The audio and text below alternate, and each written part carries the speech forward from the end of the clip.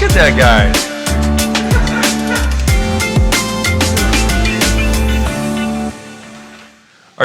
Brendon, you look crooked. No, I'm crooked. It's all a matter of perspective. Wait a minute, that camera. Oh well. I'm here with my very good friend Brendan Watt, and we've been friends for what, 8 years, 9 years? 11 years. 11 years? Yeah. No, 8 years. We're not that old. Yeah, we've been friends for 11 years. Holy shit, that means I am 29. Anyway, this sweet man, I have few words because when we get together, it's more about being. And so roughly we wanted to talk about, what did we want to talk about? Right or happy, you get to choose. That was roughly our potential conversation. One of the things you and I love to do is go out jet ski. Well, we love to do a lot of things. anything where we get to actually be us in a different way than other people get to. Yeah. Like going jet skiing in Australia. Yeah. See, now he grew up near the ocean, and we would go jet skiing, and he had this way, and I didn't grow up so much on the ocean. Near the ocean I did, but didn't go to the ocean very often, and he had this way of just knowing when the waves would come. So we would go out there, and I'd see where he would look, and I would go follow him, and after a few times of being out there with him, it's like I tapped into the way that he did this, and I would find these waves, and we would both create waves when we were out there. Yeah. That's just one of the things. Well, I remember actually one time we went out and it was big. We went out in Maroochydore, this place that we used to go, and it was big. It was really big.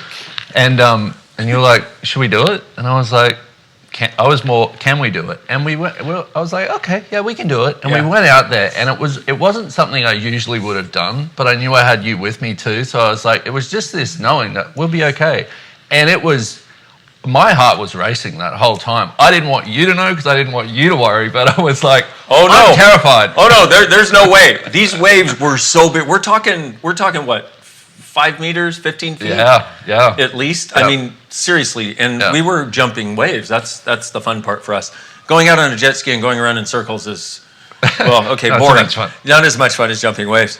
But that was the thing, is we knew that we could do it because we had the contribution that each of us is. Yeah. I was going to say we had each other, but that sounded kind of like really boyfriendish. Like, hold me. Yeah, like hold me. We have each other. We can do this together. Climb on my jet ski. I've got you.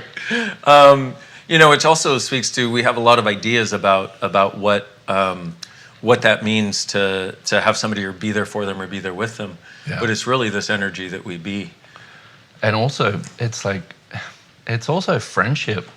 Like, I remember the first time I met you and Gary, and I walked into this room, and I'd been struggling my whole life looking for, I want to say, like a role model, like a man to look up to. And I had these different men, and men in Australia, the ones that I was kind of around my whole life were like, you got to be rough and tough, and it's like, and you treat women like, like rubbish, and and it's just, you watch the football, you drink beer, it's like, and I was like, that's just not me. And when I walked into that room, and I was like, and I knew straight away that was the energy that I wanted to be like. And wasn't even the energy that I want to be like, that's the energy I am. But now I've got somebody else who has it too. And it's like, and I looked for that my whole life, I couldn't find it. And isn't it interesting? I mean, we hadn't even had a conversation. Yeah. You hadn't talked to me or Gary, well, but you were knew. doing, yeah. And you were doing a money class, and I remember sitting in the front row. I think I always had a bromance crush on you. It's mutual. That's good. I was like, I wonder if he noticed me. Yeah. I wonder if he would go jet skiing with me someday. Do you think possibly? But it's like, that was something. I mean, because basically over the years, when I was a kid, I was so different, and I knew it. And then over the years, I remember this time as a kid. I was 6 years old. I was in grade 1, and I was sitting under this tree crying before school started.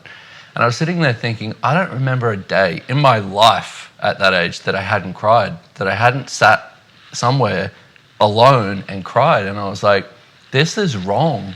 Like, this is wrong. All these other kids are out there playing and having fun, and I'm just crying. And I remember that day going, you know what? I need to start learning how to fit in. And that day was the day that I just went, it was like giving up all these things that I really liked about myself. Like all these beautiful things that that I just went, no, it's too different, it's too strange. And then it would come back over the years, like in increments, be like, oh, maybe now I can be me. And then, and then it would be shut down, and then it'd be like, maybe now I can be me. And it was this constant confusion of, but where's all the people like being them? Apparently I wasn't looking in the... Who was doing it? I mean, Yeah. that right there, that's why we created this day. Yeah. Because... And thank you. Yeah. Oh, man, and what a day. Oh, my Yeah. goodness. And I just want to say also thank you to the translators, because I can see a lot of them on screen, and they're still going. And a lot of them are like, I'm trying to speak 2 languages still, but... And you've got an Australian. And you got an Australian, What's he so talking about? sorry. But really, that right there, because so this idea of, what are we talking about? Right or happy? Oh, right or happy. Okay, because I can never remember the subject. So, right or happy, you get to choose. It's been a big day. Yeah, it's been a big day. I'm like, let me go to my note. Your name is Brendon. Nice to see you, Brendon. Who am I? Okay. But that thing that you say about being a 6-year-old kid and making that choice, because a lot of us may not remember a moment, but a lot of us can remember one moment where whoever the hell we were being just wasn't working for everybody else. Yeah. And we couldn't find anybody like us who was just willing to be them. And this is the thing, this is the beauty of it though, is there's something different. And the reason it hurts so much when it doesn't show up is because there's got to be something different. Yep. And you made that choice, and you said, you got to different aspects where you got parts of you, and then it felt like it went away or was taken away again. And so part of the reason I wanted to have this conversation about right or happy is because one of the things that we do in that decision to try to get to a place that is not so painful or more normal is it's like cutting off our arms and legs to fit into the box of somebody else's reality that we don't fit into. Yeah. And then the other weird part is we try to, instead of feeling wrong all the time, we then try to go to whatever it is that might make us feel right. Whether that's fitting in or checking out or getting people to like us or getting in relationships with people that don't really like us, but they fit the right image. Yeah. So we must be doing the right thing. It's like I put myself in the right slot of this reality. And you've had an interesting journey in the last few years. In the last few years, more so as I've become aware of it, but my whole life. But the last few years, it's been like, well, once I get to this part, then I'll be once I get to being right, then I can be happy. And it's like, talk about an oxymoron. They do not work. It doesn't work like that. You cannot be right and happy at the same time.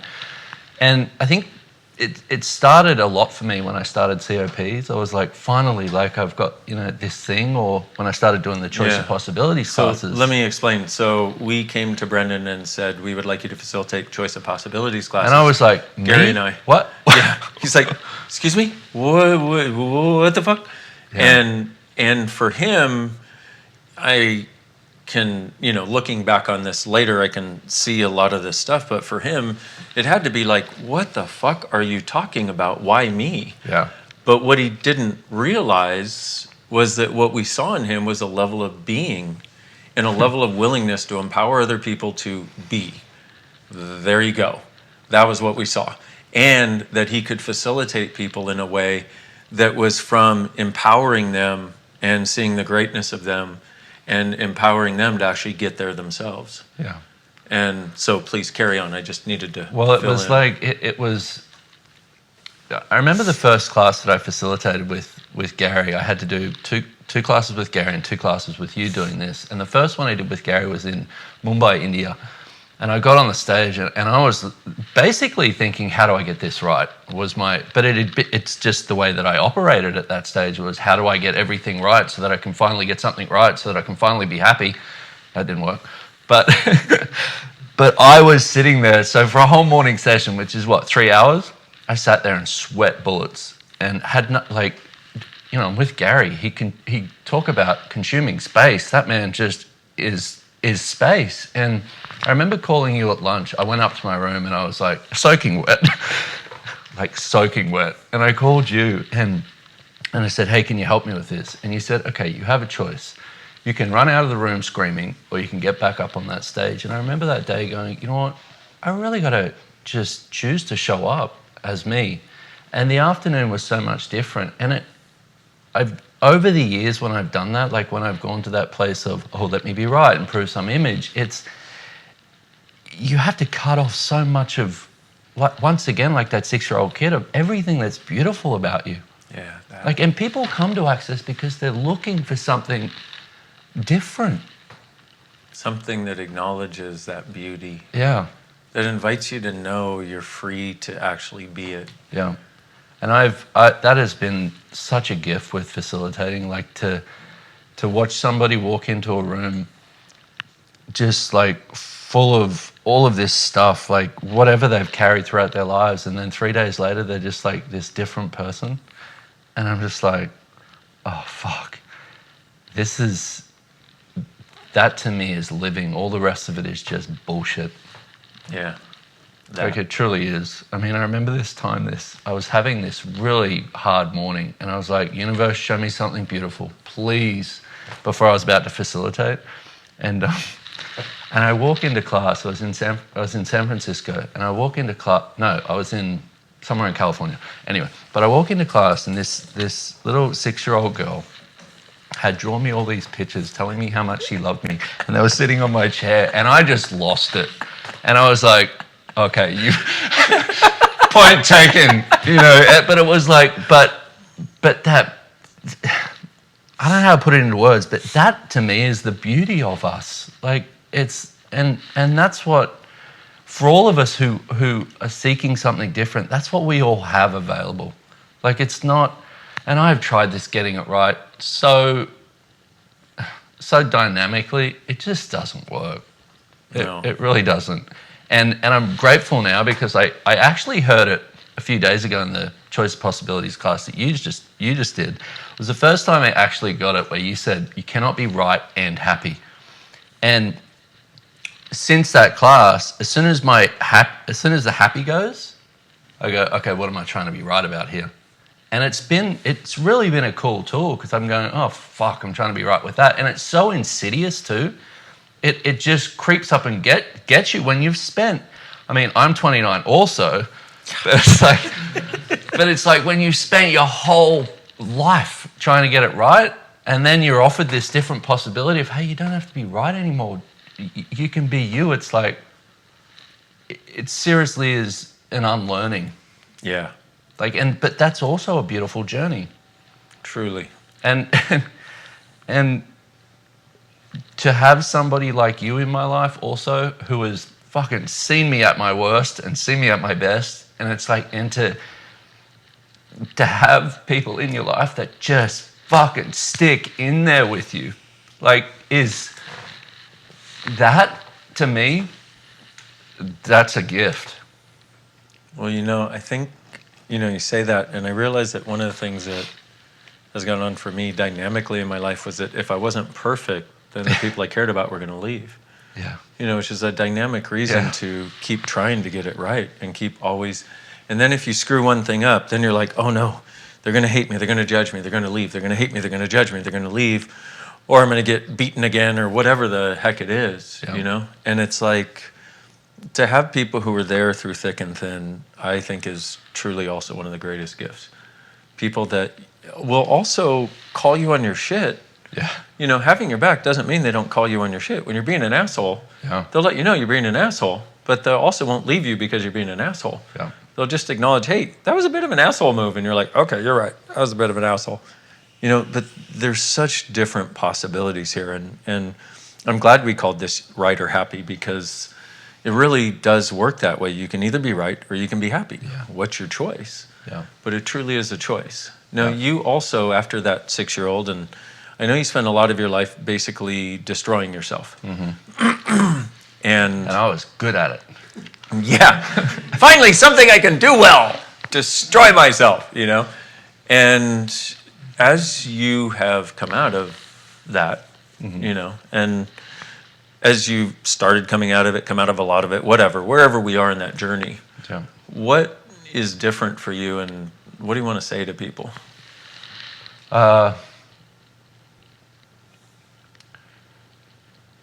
I would say the hardest part is about that for me, like really getting to that place where I went, I realized I was actually destroying not only my body, but my being. Like I'd gotten to a point where I was like, where did I go?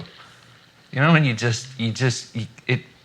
using all the tools, but you're like, I have no space in my world. And I was like, so the biggest part for me was really getting vulnerable enough with myself to be honest. And I would say for anyone that's truly looking to change your life, that can seem like the biggest step. Like to really just go, you know what, I'm going to, whatever it takes, I'm going to push all the walls down that I've spent my life building up around me for whatever reason. And I'm going to have a look at it and just go, okay, what do I truly desire to create as me, as my life? And that was probably the hardest step for me, was to actually go, I have to start being honest with myself. And the other thing with spending my life trying to be right, I had to get really good at lying to myself. And I got really good at it. You know, it became this thing where it was just like I said, it was almost like I just disappeared. Like that 6-year-old kid who was just like, it was like, where am I? Like but such a beautiful energy. That's who I am. You know, and when I'm being me, I'm fucking awesome. When I'm not, I'm a dick. You know? Meme. But it's like, but that's the part in getting honest. It's not about, you know what, I'm a dick when I'm not me, so let me judge myself and let me judge myself out of rightness, let me judge myself back into being. It doesn't work. Yeah. I've tried it dynamically for 29 years. Yes. You know, but it just doesn't. And it really is, like I said, getting to that space where you're willing to be honest with yourself. Thank you. And I want to just point out that 6-year-old that you were acknowledging that is you. Yeah. That beautiful, beautiful creature. That is the person I'm seeing show up again in the last month with what you've been choosing, with you choosing. And let's also face it, in facilitating COP, which is an advanced access consciousness class, there's so many projections and expectations of you to be conscious and perfect, which also then makes it way more difficult to get honest with you if you're making any of that real and any of that right thing. Because people are like, you must be right. And you're like, dude, you have no idea. And creating, you know, that conflict with self. But as you have, it's so beautiful to see parts of that 6-year-old show up. And I really like that kid. And it, you know, Me and it's too. like, and watching the BYCFs do the stories to themselves, it's like one of the things I realized in that, and I'm going to do it because it was awesome. Thank you for doing that. Was it's like, what I would say to that 6-year-old kid is there's gonna be things that show up in your life that are hard, but you'll get through them. And I'm grateful for all of it now, because facilitating people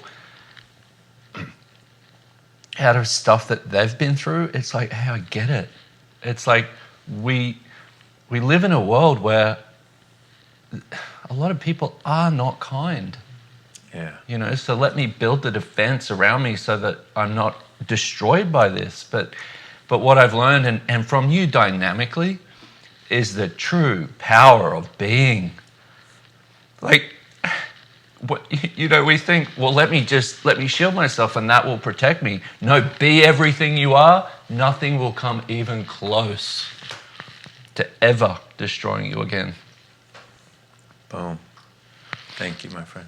Thank you. And thank you for putting this day on. Bye.